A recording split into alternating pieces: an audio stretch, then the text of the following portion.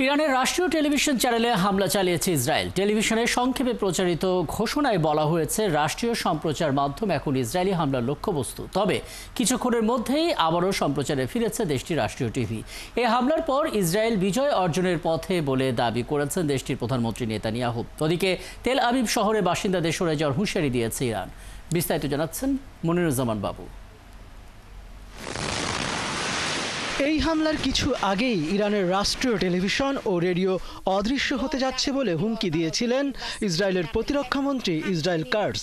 সংবাদ মাধ্যম Al Jazeera জানিয়েছে, ইসরায়েলি হামলায় Islamic Republic of Iran broadcasting IRIB ভবন ক্ষতিগ্রস্ত হয়, যার ফলে সরাসরি সম্প্রচার বন্ধ করে দেয়া হয়। এর আগে তেহরানের যে অঞ্চলে IRIB এর সদর দপ্তর অবস্থিত, সেখানকার বাসিন্দাদের এলাকা ছেড়ে যাওয়ার নির্দেশনা দিয়েছিল ইসরায়েলের প্রতিরক্ষা বাহিনী IDF।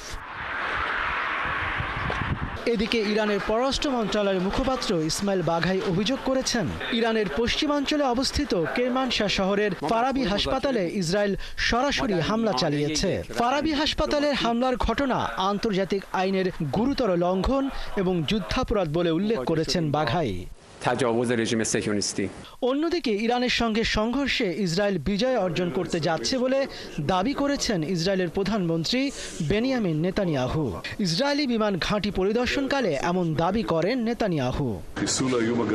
আমরা আমাদের দুটি লক্ষ্য অর্জনের পথে এগিয়ে যাচ্ছি, পারমাণবিক হুমকি এবং ক্ষেপণাস্ত্র হুমকি নির্মূল করা। বিজয় অর্জন না করা পর্যন্ত আমরা যুদ্ধ চালিয়ে যাব। এদিকে ইসরায়েলের তেল আবিব শহরের বাসিন্দাদের সরে যাওয়ার হুঁশিয়ারি দিয়েছে ইরানের ইসলামী বিপ্লবী গার্ড বাহিনী IRGC।